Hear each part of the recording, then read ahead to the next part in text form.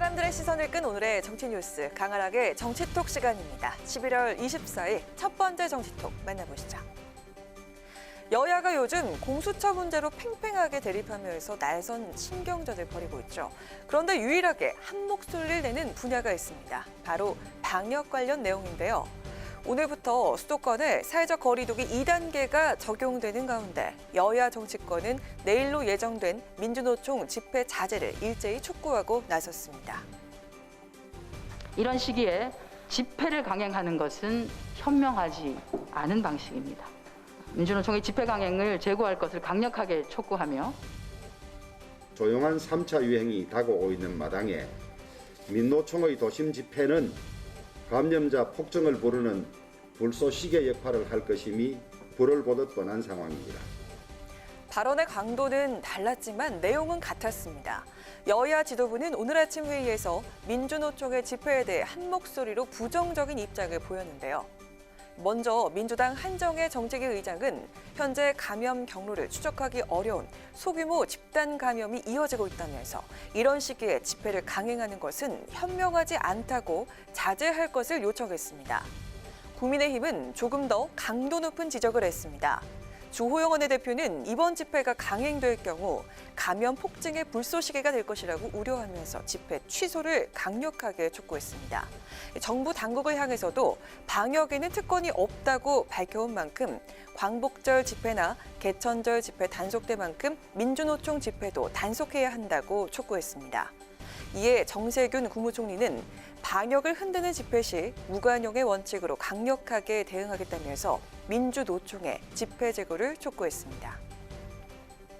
많은 국민과 정치권의 우려에도 민주노총은 내일 예정대로 총파업을 강행한다는 방침입니다.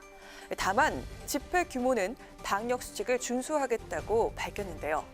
노동자의 권리는 존중받아야겠지만 지금은 국민의 생명과 안전이 최우선이라는 사실 잊지 말아야겠습니다.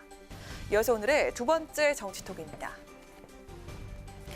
대선이 1년 4개월 앞으로 다가오면서 요즘 여야 정치권에서는 본인의 의지와는 관계없이 대권 잠룡으로 소환된 인물들이 있습니다.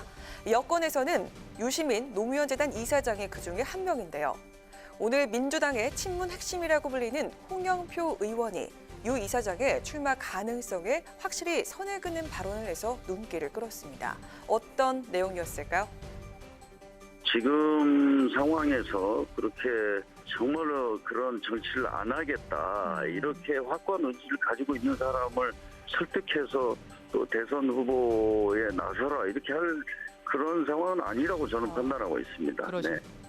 오늘 아침 한 라디오 방송에 출연한 민주당 홍영표 의원은 유시민 이사장이 여권 잠룡으로 언급되는 것과 관련해 정치를 안 하겠다는 뜻이 확고한 것으로 알고 있다며 출마 가능성을 차단했습니다. 유 이사장을 설득할 필요성이 있지 않냐는 진행자의 질문에도 그런 필요성을 못 느낀다며 확실하게 선을 그었는데요. 지금의 이낙연, 이재명, 양강 구도에서 상황이 변하면 제3, 제4의 후보들이 등장해 경쟁을 할 수도 있다고 내다봤지만 그들 중에 유 이사장이 들어가지는 않을 것이라는 게 홍 의원의 판단입니다. 이어 또 다른 주자인 김경수 경남지사 역시 대법원에서 무죄가 나와도 대선에 출마하지 않을 것으로 전망했습니다. 다만 아직 시간이 많이 남아있는 만큼 제3의 다크호스가 나타날 가능성은 충분하다고 덧붙였습니다. 홍 의원의 발언처럼 요즘 민주당 일각에서는 이낙연 대표와 이재명 지사 외에 제3의 주자를 세워서 대선판을 키워야 한다는 얘기들이 나오고 있습니다. 유시민, 김경수 이 두 사람이 아니라면 또 어떤 인물이 여권의 새로운 다크호스로 떠오르게 될까요? 지금까지 강하락의 정치톡이었습니다.